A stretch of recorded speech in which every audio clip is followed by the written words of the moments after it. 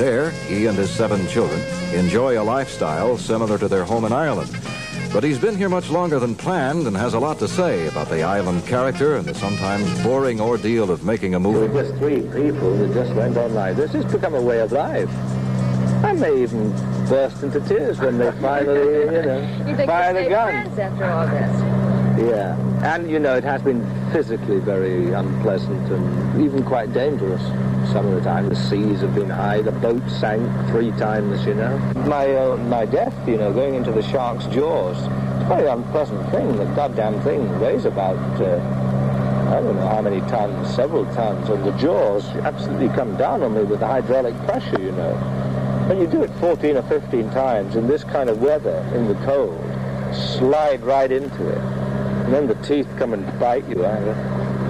Not very nice. From what we civilians hear about actors, Mr. Shaw, it seems that it would go against their temperament to have to sit around and wait all day for a 30-second shot. Sure. And how do you psych yourself up for this kind of regimen every day? Scotch, vodka, gin, whatever. No, we all have different methods. I do tend to drink when totally bored. Roy does exercises, Roy Scheider, and sunbathes. Scheider does that, and Dreyfus talks. Dreyfus just talks interminably.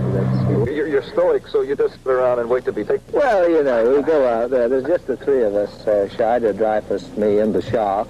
And we've heard everybody's life story about 15 times now, their sex lives, what their mother did, what their father did. I think I know every detail of those 2 men's lives, and it has been, to some extent, very boring. How do you feel about Marthas Vineyard?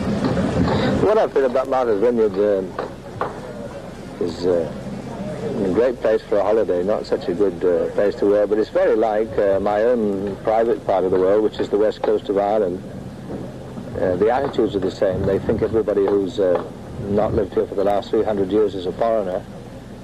Except, of course, you've got rich people here. There's a lot of skeletons in the cupboard here, There's more incest going on in Martha's Vineyard than probably any state of in the United States. Oh, yes. A lot of scandal and gossip here. Yeah, have you been able to I hear it from the local dentist in particular, who tells me who's living with whom. And it's always been what you'd call a sophisticated society for many years. Have you pulled any benders, you yourself, while you're here? Or? No. The only time I'm ever drunk is on television. I'm never drunk in private life or at work, or we all know that. They say, listen, if you have to go on the Johnny Carson show, what choice is there to get drunk? That's all I have to say about that. It's perfectly true. The funny thing about that is that... That's our network, Mr. Shaw. Is it? Well, no, but I mean, you know what I mean. You have to sort of compete with a comedian, and you get rather nervous. It's not like this kind of interview, but what I remember well about this, Lynn, you never heard this story. I was on the Johnny Carson show, and I was in a picture about Churchill. And of course, the old man died of syphilis, right? So I said to Johnny Carson, quite straight-faced, I haven't recovered from the disease.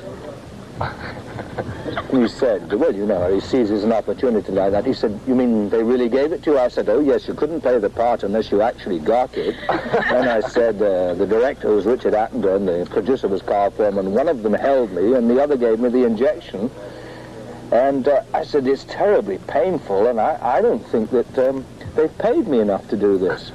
Now, that was believed. Now, I got to Chicago on the Cup show, right? And he said, is it really true that you have this terrible thing that we can't... I said, listen, not only do I have it, I said, but they gave me the original germs from this old French woman who is still living in Paris, who was Lord Randolph Churchill's mistress. I said, she's still alive. And I said, but penicillin doesn't work against these old French women. Well, I said it just like that. You'd think nobody would believe it. Well, everybody believed it. We got about 15,000 letters. I get to New York. From old French women. From old French women. I get to New York, and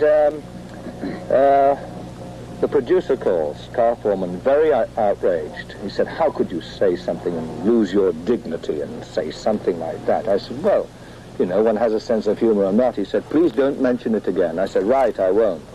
Now, I'm due on the Dick Cavett show that night. The first thing, now Cavett had done that special, remember, on venereal disease and all that? And had he fallen for the thing? The first question he asked me was, is it really true that you have it? And I mean, I was stuck there. You had to tell Columbia were going to sue me, you know. They were going to sue you. Yeah, honest to God. And Carl said That's that the least they could do I after was so giving it. undignified I would never win an Oscar.